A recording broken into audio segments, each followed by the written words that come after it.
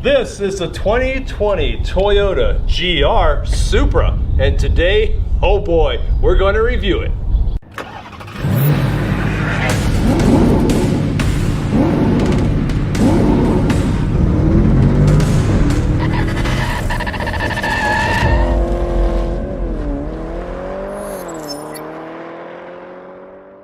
Hey folks, I'm Rob. And I'm Nathan. And we are Two Guys in a Ride. And say, Nate, what are we looking at today?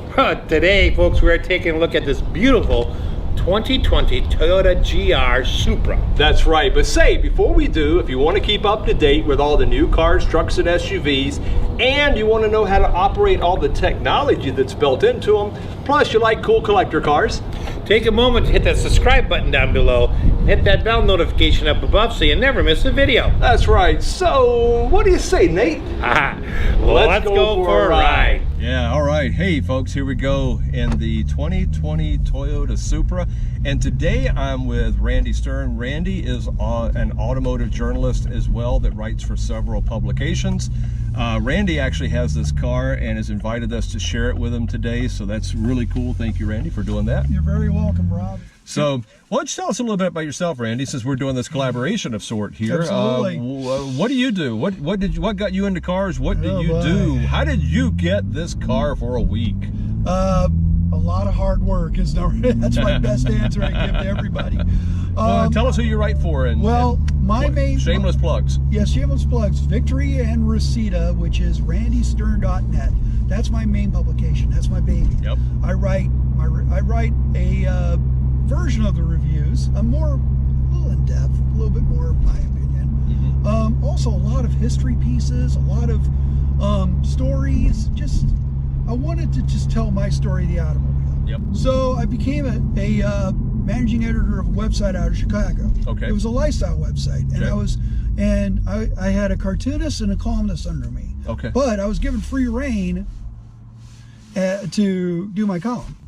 So, cut to 2011. I saw a posting from what's now called Fiat Chrysler Automobiles, their communications team, and they said they invited anyone who's new in media to come to Chicago Auto Show. Oh. So next thing you know it, I got invited, and Ralph Gill was who's vice president of design. He was doing sort of a tour of the Dodge exhibit. The regional contact for Fiat Chrysler introduced me to the regional contact of Toyota. Wow. And then he asked if I was on their media fleet, which I wasn't. And he goes, well, I got a Lexus IS floating around. It actually was delivered in April from the media fleet supplier for Toyota. Okay. And I had a week with an IS 250C. So that was my first car, and 9 years later I'm working with a lot of different cars and with plenty of manufacturers at this point. Woo! Oh my goodness. Wowzer. Holy cow. So let's talk about acceleration. Let's talk about acceleration. The thing that Toyota and BMW did in their collaboration was to make sure they had the right engines that were fitting to both the legacy of the Supra and to go forward with the newest products. So what we have is a 3-liter turbocharged inline 6 connected to a ZF 8-speed automatic transmission, and it's rear-wheel drive. Right. But what I really love about it is that sweet BMW inline 6, and those things pull very linear. They just pull like a freight train. Exactly. And it just pulls and pulls and pulls, and it doesn't seem like it wants to stop. And I absolutely love that about those engines, and I think it's a wonderful fit in this car. There's been a lot of controversy around this car because of that, because a lot of the purists felt like Toyota sold out to Beamer and just slapped the Toyota badge on a Z4. But now you've had this car for a week, so change my mind. I'll be honest, I am noticing a lot of the BMW in this, but then again, it depends of where you come from. Because I've driven enough BMWs to see, okay, I know where that's from, I know how this feels, I know these controls, but which really kind of makes me sad, because I'm used to Toyotas. I drive more Toyotas than BMWs. Right. So I'm looking for the Toyota stuff on this thing. Right. Now, it's not a bad thing. You can keep in mind, all this is not a bad thing. Right. You know, the one thing that Toyota did was to retain the FD1 concept. But you know, talking about some of the other things on the inside, the interior fit and finish, it's very nice. You know, you've got the dramatic feel from BMW, but then you have the quality and expertise from Toyota on how to put things together, and I think it's very, very well done. You know, sound and quietness for a little sports car. It is very, it's nice and quiet in here. We're having an average conversation, and we're not being drowned out with exterior noise, wind noise, or even tailpipe, unless we want that. And of course, you want to get into that as much as you can, because that's just awesome. We're going to wrap this up because Nathan is getting ready to take a ride now, and stay tuned. Oh yeah. Oh. Okay. By the way, Nathan, that's a normal mode. That's normal mode? That's normal mode. Since you're going to be talking about comfort and ride, I think we should just press the button. I think we just jumped a couple feet. There's nothing to not like about that. I love it that you can hear that exhaust through there. You know that it's not like it's repurposed through the JBL system. Right. That's the thing. It's just that's natural. Man. All right. So in terms of riding inside the car, you know, the comfort is real nice. Those side bolsters that Toyota talks about are really effective. I mean, there hasn't been a corner we haven't taken yet where I don't feel completely planted in the seat. So I really, really like that. I think if you're riding one or buy one, better yet, you're really gonna like those side bolsters. I also like the knee padding that they have underneath the dash here, because your left leg or your right leg, it depends on what side you're on, does lean against the center console, and it is that cushion just makes it very comfortable. It feels very, very natural. In terms of getting in and out, obviously this is a sports car, so it's set down much lower, and so my best advice is rear end first, and then bring your legs in. That way you won't tend to knock your head on the windowsill, which I have done a couple times. It's just the way it is. As far as just the interior ergonomics and where everything is laid out, it is very easy to reach everything. You know, because it's a 3.0, this one has voice command, which will also take care of many of your functions. Now, in terms of parking, first of all, the car is very small. The footprint is just not big, so in terms of that, it's easy to park. Secondly, you do have a rear view backup camera with guidelines. That'll make it easy. It also has front and rear park sensors, which also help you when you're parking. It does not come with a 360 camera system or a front mounted camera for parking. It uses that for other safety systems because it does have a front camera. But overall, what a fun car. The Toyota Supra is a sports car and a grand tourer. The initial 4 generations of the Supra were produced from 1978 to 2002. The 5th generation has been produced since March of 2019 and went on sale May of 2019. The styling of the original Supra was derived from the Toyota Celica, but it was both longer and wider.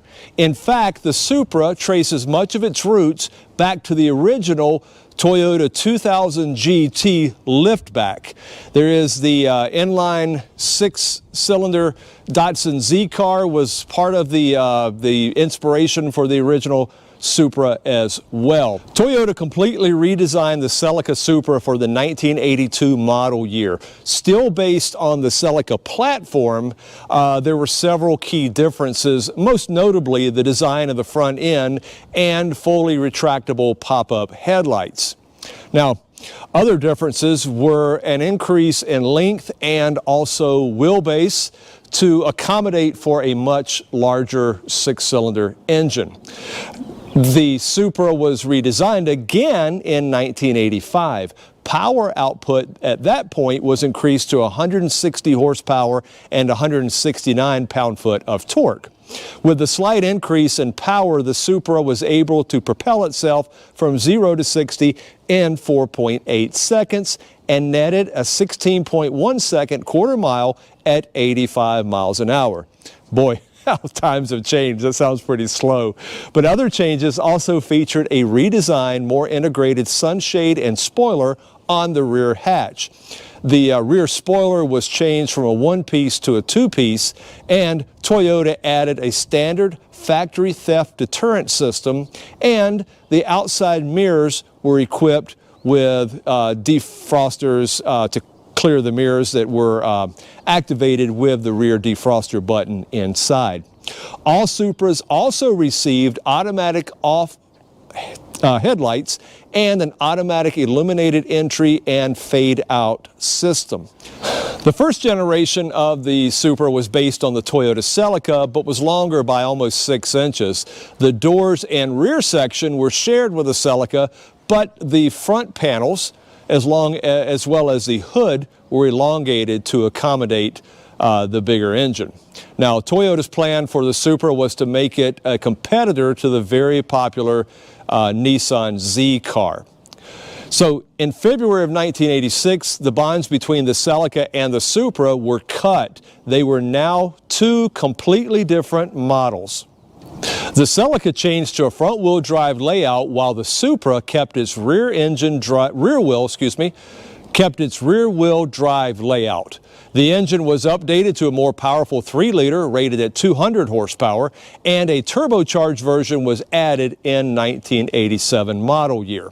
Mass production of the fourth generation Supra began in April of 1993. This new generation of the Supra again shared its platform with the upscale Lexus XSC.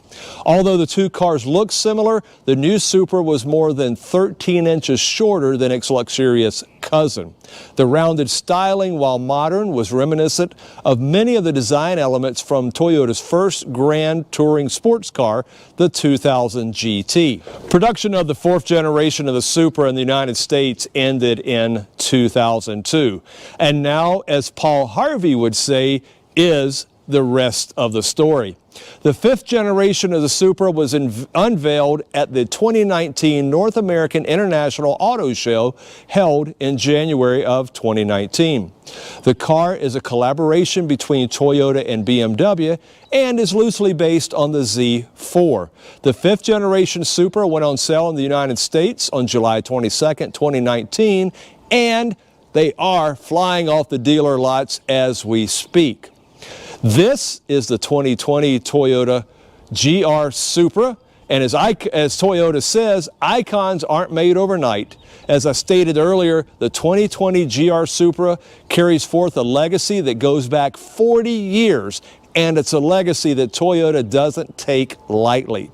It was imperative to take the time to make it not only something that honors its heritage, but also, like its predecessors, becomes its generation's leading definition of performance.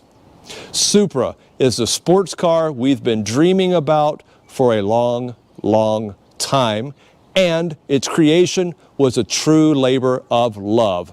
This is the 2020 Toyota GR Supra, and starts at $49,990 for the 3.0 trim, $53,990 for the 3.0 premium, and $55,250 for the launch edition. This is a 2020 Toyota GR Supra Premium.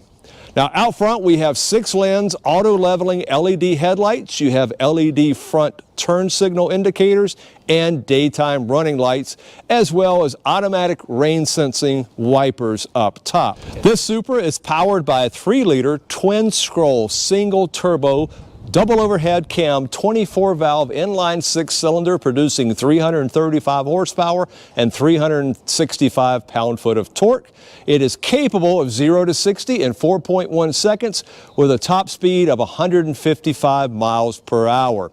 It's driven with an 8-speed automatic transmission with paddle shifters, and it is as fast as it is beautiful. Let's take a look along the side. Okay, along the side you see these beautiful 19-inch forged aluminum twin spoke wheels with dual tone finish, and that's just not shiny aluminum, that is actually polished chrome. It's beautiful, wrapped in P255 35 ZR19 in the front and P275 35 ZR19 Michelin Pilot Super Sport tires out back. There are also 4-piston Brembo, and you have ventilated front disc at 13.7 inch and 13-inch rear ventilated disc. There is a double joint type McPherson strut front suspension with a 23.5 millimeter stabilizer bar and a multi-link independent rear suspension with an 18 millimeter stabilizer bar. Now you do see the matte black auto folding outside mirrors with the memory function, and they also have the reverse activated auto tilt down on the passenger side, so when you put it in reverse they tilt to let you see, or that one tilts to let you see what's going on. And the driver's side outside mirror is auto dimming. There is also the smart key remote entry and start system on this car. Now, some of the safety systems built into this beautiful Supra are hill start assist control, pre-collision system with pedestrian detection. I actually do like that. That's a really cool feature. It does have the departure warning with steering assist, so as you're getting over in the lane, it will kind of nudge you back into your lane. You do have the vehicle stability control. It has brake assist, of course, anti-lock brakes, traction control, and much, much more. Along the side, it's just absolutely beautiful. I don't know if the camera's picking it up or not, but I do absolutely love this double bubble top. I just like saying double bubble. That's just fun. And the beautiful cut lines you've got all over this car, the hips, the lines, the curves, absolutely beautiful. Let's take a look around back. Okay, around back we see we do have the LED tail lights and the rear combination lights, as well as LED backup light. Right down below, I like that, that's really cool, as well as the built-in spoiler. Absolutely beautiful. You can also see there is a rear camera with parking aid lines. Down below there are real dual exhaust outlets with brushed stainless steel exhaust tips. Now inside we do have a cargo capacity of 10.2 cubic feet. Let's talk about the dimensions.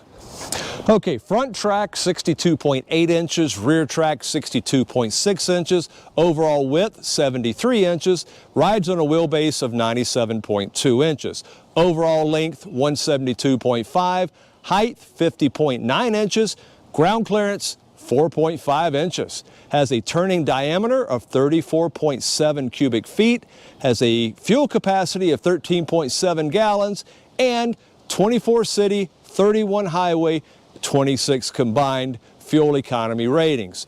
Now there is a basic 36-month, 36,000 mile warranty. Powertrain is 60 months, 60,000 miles.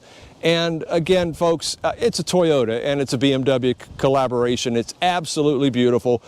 Stunning. I don't want to turn this over, but it's time to throw this over to Nathan. But before we do, take a moment to hit that subscribe button down below and ring that bell notification so you never miss one of our videos. And all I can say is, you're up next, Nathan. I hate it. Over to you. All right, and stepping onto the inside of the Supra, we have up here your power on lock and lock buttons. We've got your windows up and down here. You've got your folding mirror switch here, and then of course your mirror controls left, right here, and mirror controls there. Now down here you have a small amount of storage, and then you have your trunk release up here, and then 2 of your 12 JBL speakers. Okay, I love the sill piece here that says Toyota Supra on it. Looks really nice.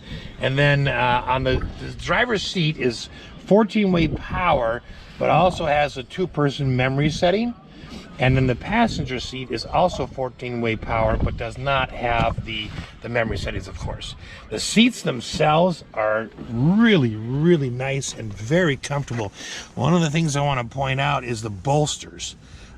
These really keep you planted in place while you're driving. Another thing I want to point out as we kind of come down here, down below by the foot pedals, is this padding area right here. Your knees rest against that, or your right knee in this case, left knee on the other side, but it's really comfortable for your leg to rest against so you don't feel that fatigue or that kind of rubbing on your leg that you would feel if it were hard plastic, and I really like that touch. Down here you have your hood release, and it is a 2-pull. Okay, so you have to pull it once and pull it twice, and then you can, there's no latch in the front that you manually open. Okay, nice footrest down here. You got the nice sport pedals down here. And then coming up a little bit here, you've got some more controls, and there are a couple of other ones that are interesting, and that's these two. This is a right parking light and left parking light. And the only thing I can say is that it's got to be left over from some previous BMW's requirements, maybe for Europe. But you can actually turn on just your left parking light or your right parking light. This is a button for both parking lights. Then, of course, you turn everything off here. You've got auto light button here, and then you've got your lights on right there. So up here, you've got your dimming for your dashboard lights. Right? And it is a tilt and telescoping wheel, and the button for that is right under here. All right, let's step in. All right, so let's go ahead and give it a start. It is, of course, a push start. Oh, I like that sound. Okay, it'll quit chiming here in a minute. All right, so on the dashboard up here, you've got 1, 2, 3, 4, sort of 5 areas. On the far left, you've got a gas gauge, and you have then you have your digital speedometer. You have your tach and your gear selector. You have a little area here that kind of tells you if doors are open, that kind of stuff. And then you have your engine temperature gauge. On top, you've got a clock. You've got outdoor temperature, and then down below you have an odometer. Okay, and then if we back up a little bit, we'll see on the steering wheel, fairly simply set up.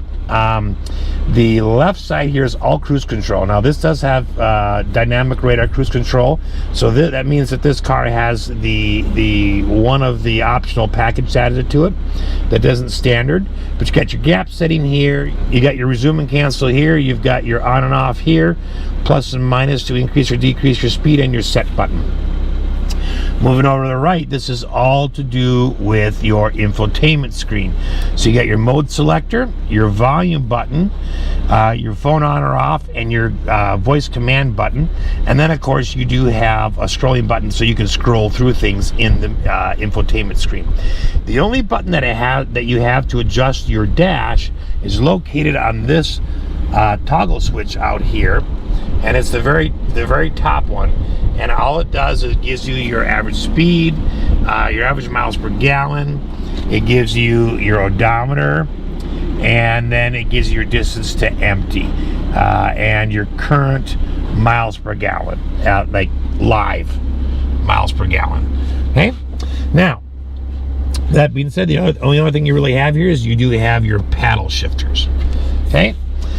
Moving over then to the infotainment screen. This one has the 8.8-inch infotainment screen, and it comes with the 12-speaker 500-watt premium sound system that is standard on the premium and the launch editions. It is an option for the base model, the 3.0. One of the things that's really neat about the infotainment system is that it has wireless Apple CarPlay, which is, I've never been in a car that has wireless Apple CarPlay. So it does work, so that is really neat. It does not have Android Auto. I've got a little jog dial, this down here, very reminiscent of the iDrive out of BMWs, which is where this came from. So all I have to do is I can move this left, right, up, down, and then I've got some shortcuts. Coming on down, you've got your nice big hazard button, which I like. Of course, your air vents and your controls right here for those. You do have some physical controls for your infotainment screen. So you've got a volume, a rotary volume, a push power. You got your mode button, your different bands for the radio or for Sirius XM. A lot of presets here, and then of course the ability to move left or right if you want to fine-tune things in the radio. Okay, coming down here, this car does come standard with dual heated seats on both sides. I do find it interesting that they chose to use the color green for their heated seats. Typically that would be associated with cool, but nonetheless, they're not cool, they are heated, and it's 3-stage. Okay, and then you've got kind of your standard controls down here. You've got your defroster buttons, your different mode controls, fan speed, and then mode controls for the passenger. And then over here, you've got automatic or manual setting. So it is dual zone auto climate control. All right. I do like the digital display, and I do like the fact that the buttons are physical. Okay. So coming on down here, then we have. I'm gonna move this out of the way here a minute. This does have the wireless phone charger down here. It's got a little shelf above that. You've got a 2.5 amp USB outlet right here, and you've got a 12-volt outlet right here. Now, in the 3.0 trim level, you have the same things here, but this is a 1.5 amp. For some reason, they changed that there. Okay, down here you have electronic shifting. So it's like a joystick, and you just, it's kind of like out of the Prius is what it looks like, but except for not on the dash. You do have manual mode that you can knock the lever left, and then you can manually do it. You should be aware that there's an unlock button on the left that you need to press before you can actually put it into any gear. And then your park button is a physical push button. Okay, you do have electronic parking brakes, and then here's your auto start stop defeat button. This is your button to switch between sport and normal. Parking sensors on or off. This vehicle does have both front and rear parking sensors. And then you have traction control on or off. And then of course this comes with the safety systems, and they are mostly right here. You can turn them on or off as a whole. Okay, you do have carbon fiber inserts, which is really nice. You don't have a traditional center console where you can open the lid and store things. You do have cup holders right here, and then you do have a tiny bit of storage back here, probably about 2.5 inches by maybe 4 inches, and it's probably about 2.5 inches deep, something like that. Coming on up to the mirror, you have an automatic dimming rear view mirror with your garage opener buttons down here. Okay, coming up here, of course, you have your left driver's light, your passenger's light, all the lights, which is just what's up here. And then you've got an SOS button up here. Okay, now the visors do not come out. They are locked in place, but they are lit up. And they are the same on both sides. Okay. The glove compartment down here is felt lined, and it's I'll move this stuff out in just a second, but it's ample sized, not overly big, but it's ample sized. It is nice that it's got a dampened opening and that it's felt lined. Overall, nice car, nicely laid out, easy to get to everything.